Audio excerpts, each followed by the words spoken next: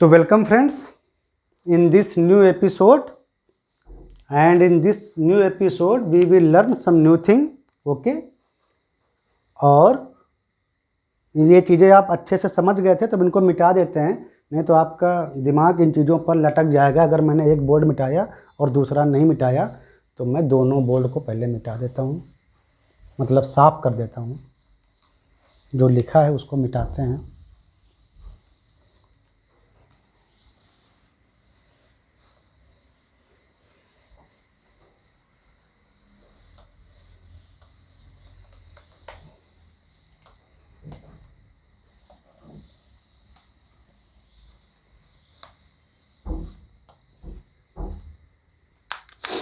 चलो फिर अब नए एपिसोड पे आते हैं और हम थोड़ा एक फिगर बनाते हैं।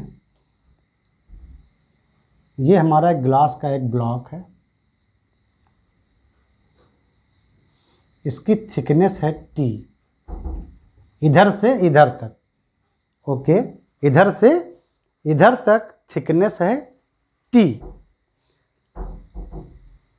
अब एक चीज देखते हैं कि ग्लास है, ये ग्लास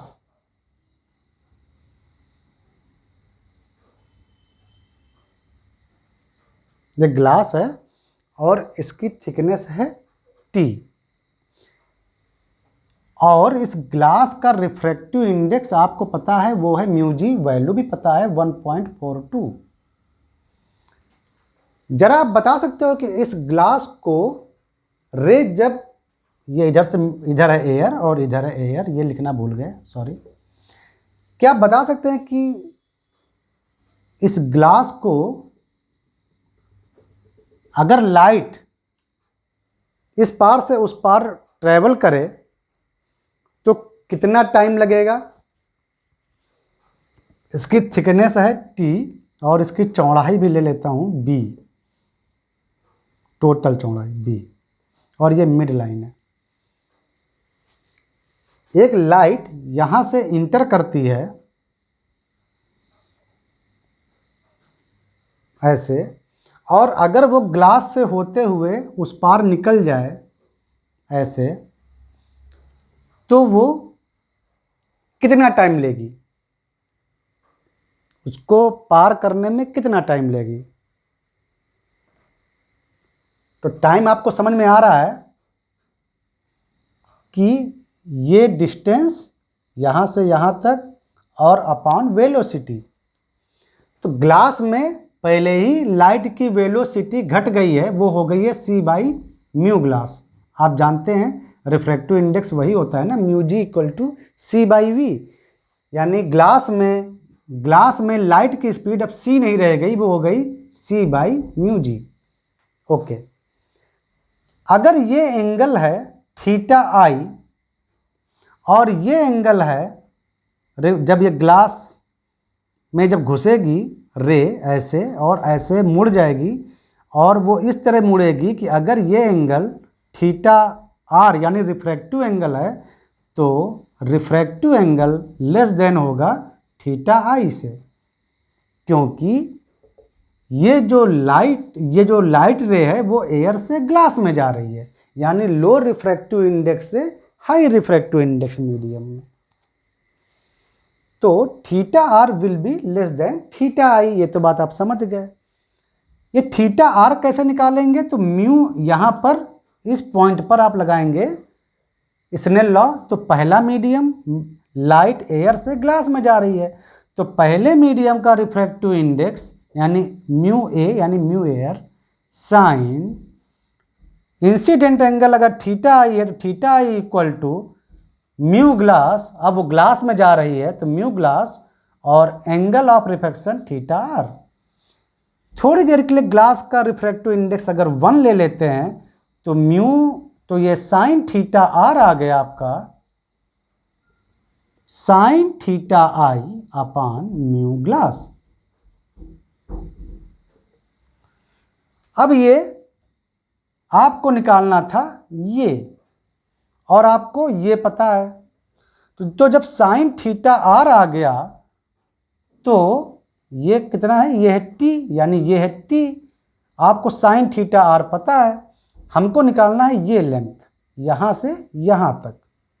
भाई लाइट तो ये ऐसे ट्रैवल कर रही है ना, तो ये डिस्टेंस कितनी है, अगर इसका नाम दो तो OA और इसका नाम दो तो OP, इसका कुछ और, हाँ AP लिखो, तो ये है OP यानी T, हमको निकालना है OA। साइन थीटा R हमने निकाल लिया है, तो ये भी निकाल लेंगे, इतनी वैल्यू। तो यहाँ से आ जाएगा आपका this OP divided by OA, means OA आ गया आपका OA equal to OP by यानी T बाई,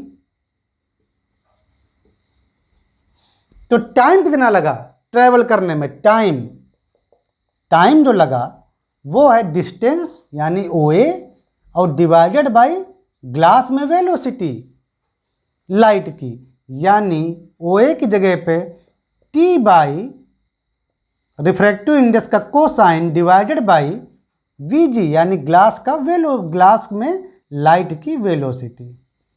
ये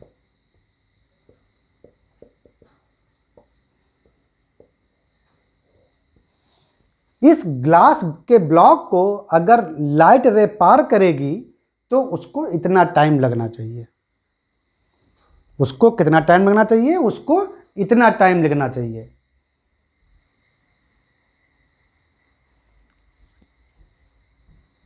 थीटा R आपका थीटा I के टर्म में आएगा, आप यहां से रख सकते हैं, ठीक है। जब साइन थीटा R पता है तो उसका कोसाइन जब निकालेंगे तो यहाँ पे थीटा R की जगह पे थीटा I के टर्म में लिख देंगे तो आंसर आ जाएगा। वही बात है, हमको सिर्फ थीटा I पता था।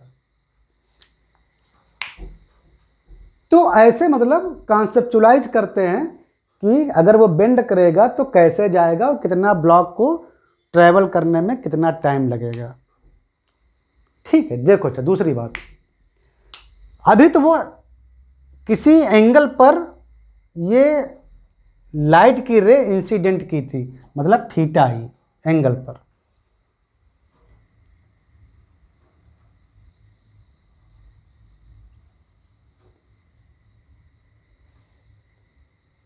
अगर मान लो कंडीशन कुछ ऐसी होती,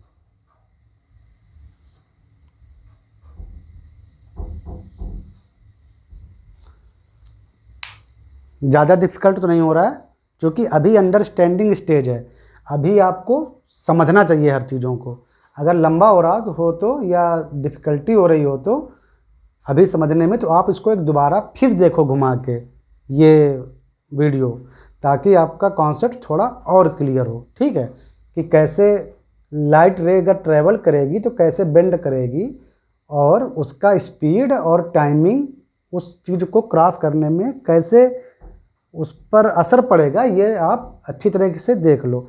इसी का हम दूसरा वर्जन बताने जा रहे हैं, चलो जो हम नेक्स्ट एपिसोड में बताते हैं ताकि आपको कोई दिक्कत ना हो।